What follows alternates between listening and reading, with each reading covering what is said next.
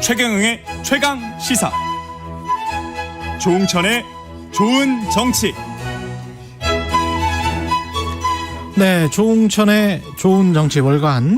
누구의 눈치도 보지 않고 거침없는 쇄신을 주문하는 정치권의 미스터 쓴소리, 더불어민주당 조응천 의원 나와 계십니다. 안녕하세요. 예, 안녕하세요. 잠을 제대로 못 주무신 것 같아서. 아, 예, 어제 늦게까지. 예.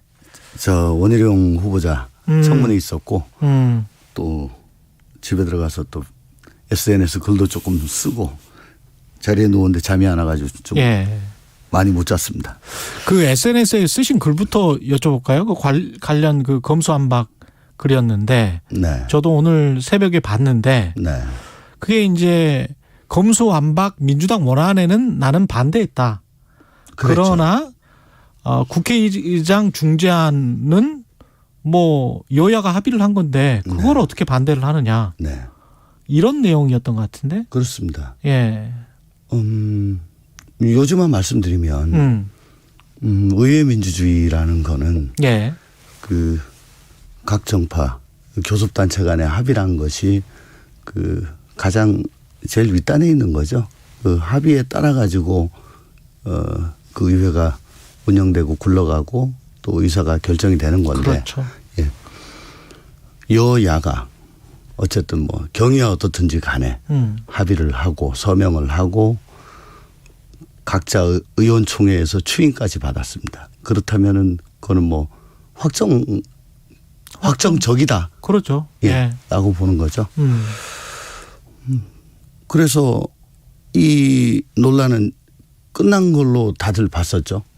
그러다가 갑자기 뭐 당선인이 여기에 대해서 부정적이다, 한동훈 후보자가 뭐 전화를 했느니 말았느니 하다가 갑자기 2, 3일 만에 이게 뒤집어졌습니다. 예. 그리고서는 다시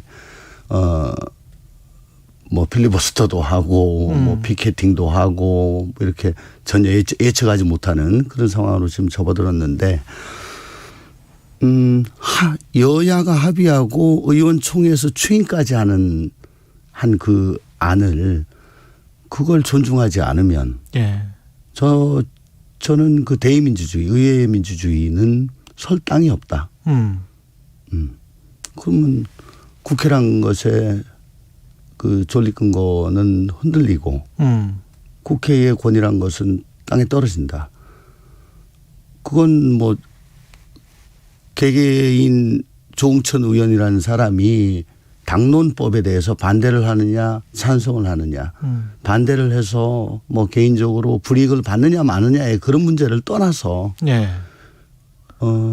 의회 민주주의의 작동 원리에 대한 기본적인 원칙을 지키느냐 마느냐의 문제이기 때문에 이건 따를 수밖에 없다. 또 더군다나 당초 원안, 제가 반대했던 원안, 그건 제가 성안되지 않은 그냥 간략하게 설명을 들었던 그 안에 비해서 그 성안된 안은 너무나 문제가 많았고 위헌적인 요소도 있었고, 그래서 제가 의원들께 친전을 다 보냈고요.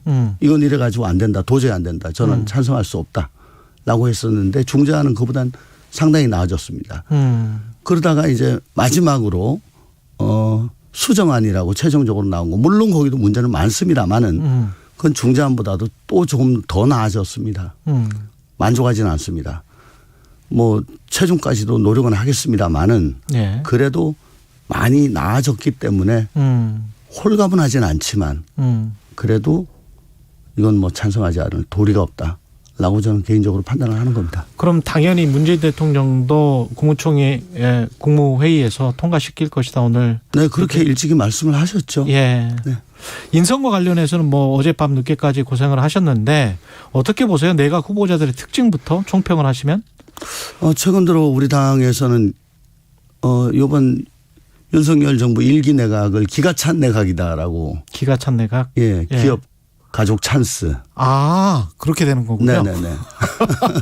기업의 후원을 많이 받고 예. 가족의 가족 찬스를 많이 이용하는 뭐 아빠 찬스, 남편 찬스, 기가 찬 내각이다, 그렇게 보고 있는데 뭐 저도 뭐 일정 부분 동의합니다. 비슷하다.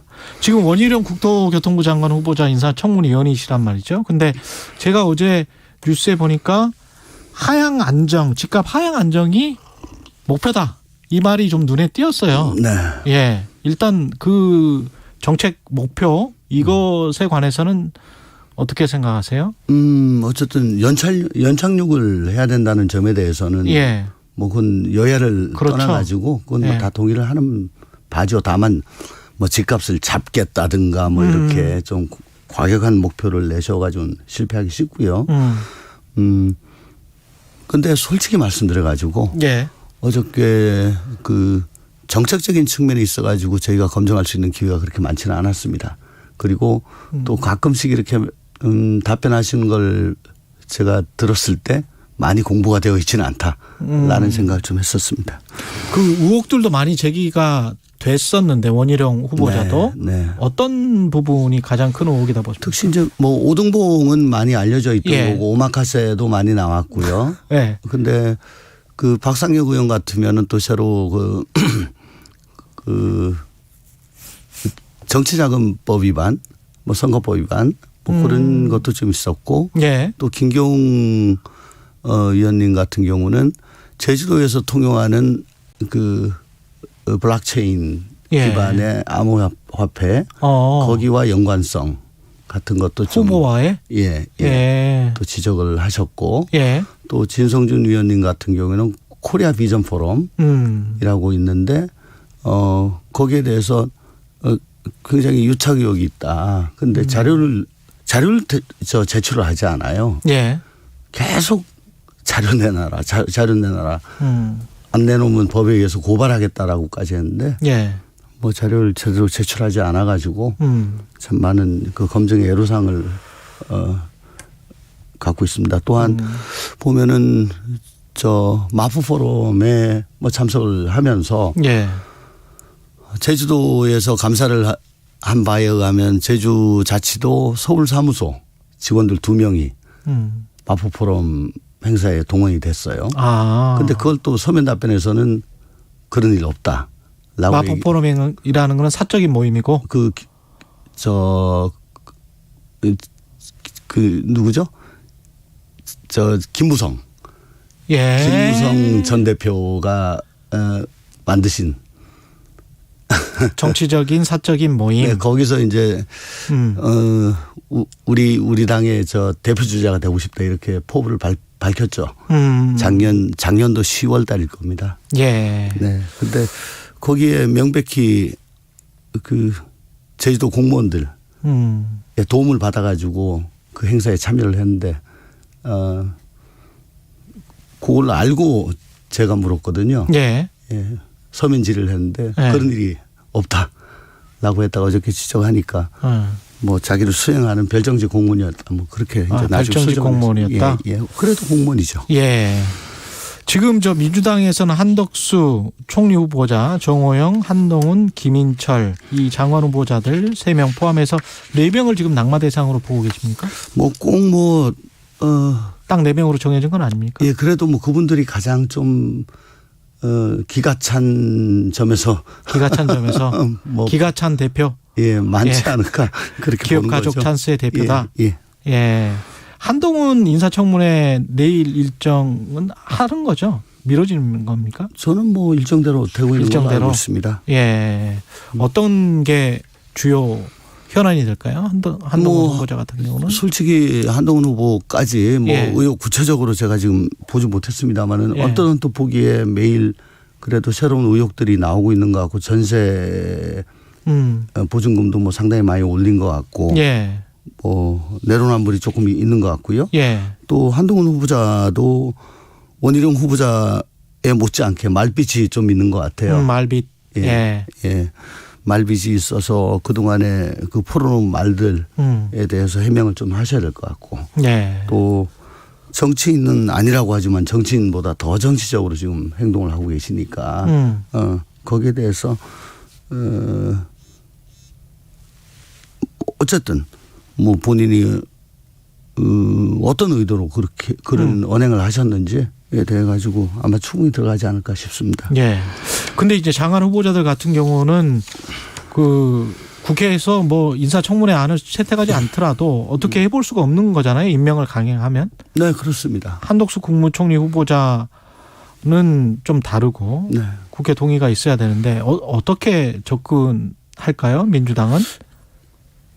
과거에는 청문회 전 자진 사퇴 혹은 뭐 지명 철회 뭐 그런 경우도 가끔 있었는데 그랬죠. 예.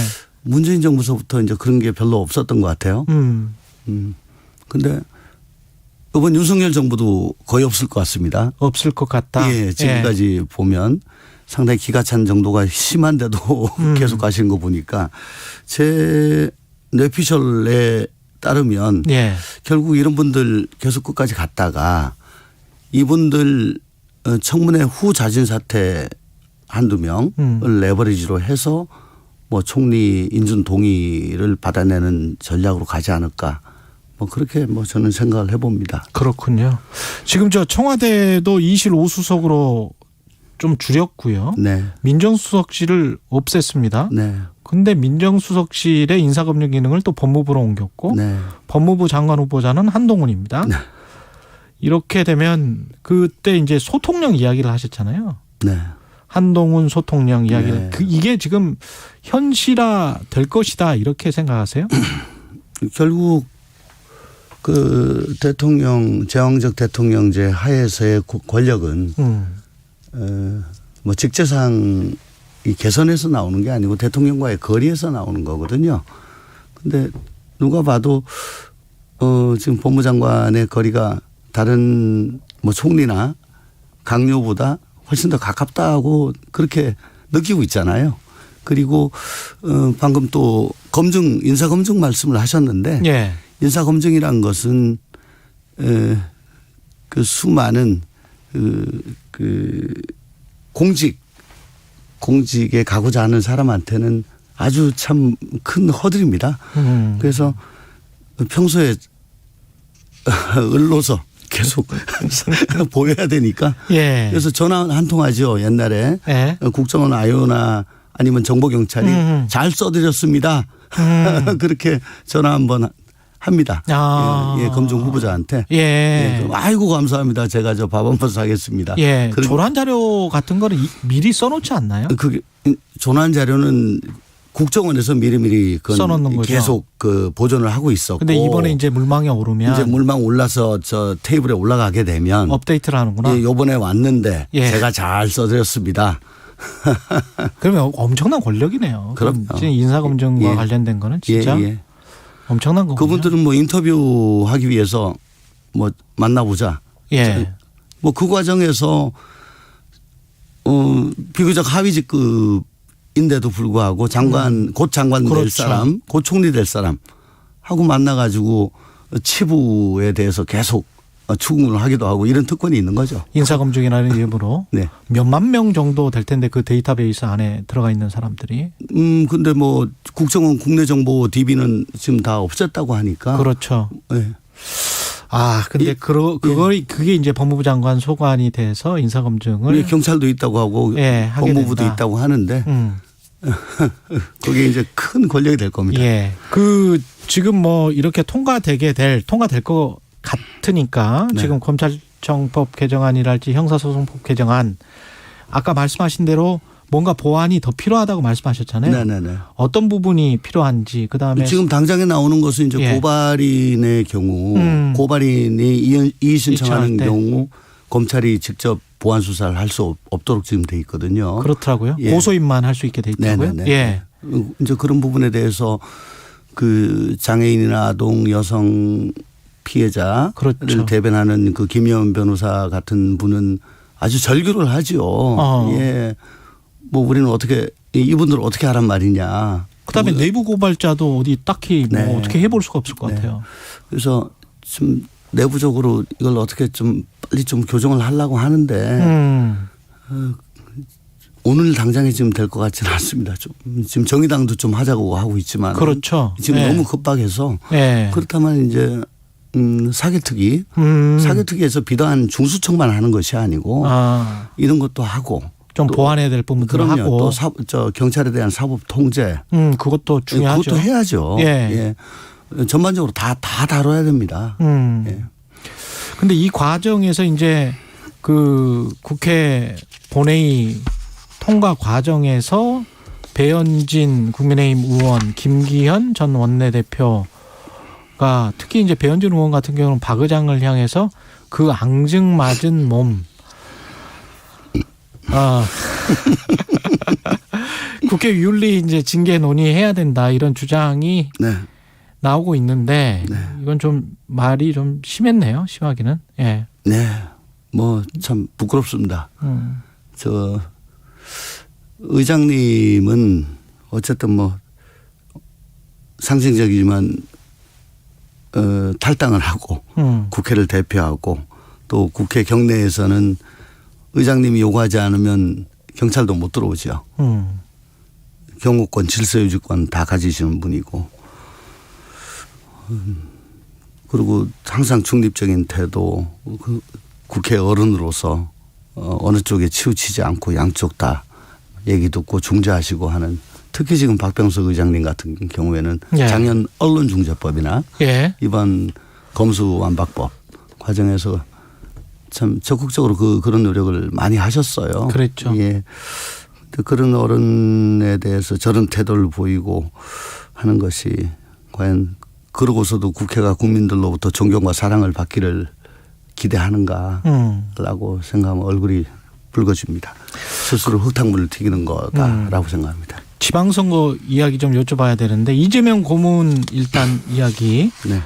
그 출마를 할 것 같습니다. 직접 좀 통화를 해보셨어요? 요즘 통화 못했습니다. 예. 네. 출마할 것 같습니까? 어떻게 보세요? 저는 글쎄요. 뭐 출마해야 된다고 보십니까? 아니요, 예전하고 생각 똑같습니다. 똑같습니까? 예. 예. 아직은 나설 때가 아니다. 아직은 나설 때가 아니다. 굳이 현실 정치에 나설 거라면 전국을 다니면서 그때 8월 당대표 정도 8월 당대표도 그때 가서 생각을 해야 되는 거고요. 당장 6월 지방선거, 재보궐선거에는 전국의 취약지를 돌면서 지원 유세 하시는 게 그나마 예, 의미가 있고 또 지난 대선 때 자신을 선택해 주셨던 분들에 대한 보답도 되는 거고. 예. 뭐 그게 의미 있지 않을까. 예. 뭐 개인적으로는 그렇게 생각합니다. 지금 지방선거 판세가 대선 바로 직후에 열려서 어떻게 네. 보십니까? 민주당에서는 좀 불리하지 않습니까? 원래대로라면 예. 이건 뭐 엄청나게 기울어지는 운동장이죠. 대통령 취임 후 3주 만에 열리고 바이든 대통령이 5월 20일에 예. 방한하고 사전선거일 직전에 오지 않습니까? 예. 마치 4년 전에 싱가포르 정상회담 그 다음날 지방선거 치렀던 거하고 비슷합니다. 예. 그때 우리가 뭐 사상 유례 없는 대승을 거뒀죠. 예.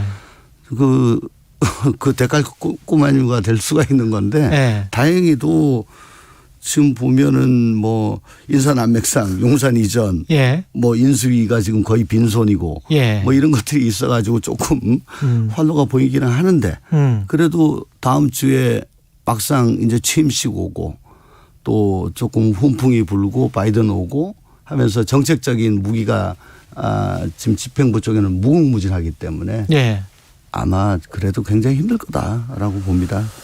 알겠습니다. 여기까지 하겠습니다. 조응천의 좋은 정치 더불어민주당 조응천 의원이었습니다. 고맙습니다. 고맙습니다.